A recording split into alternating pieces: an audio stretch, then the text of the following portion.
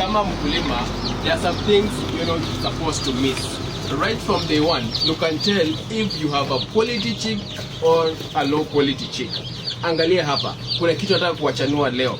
You are supposed to measure the grams of your chicks when you receive them. Kama kifaranga inafaa ku range between 35 and 45 grams. Hebu tuangalie yetu iko aje. This is 48 grams. Hii uko sure ita perform vizuri.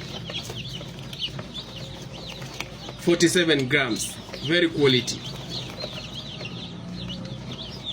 44 grams, unangoja nini? Hebu kuja mkulima shop tukupatie tips za kutosha. Tunaendelea kufanya packing ya kifaranga. Daktari wetu anaendelea prepare vaccinations or vaccines za Marex, Newcastle plus IB, so that when our chicks come to you, mambo tick.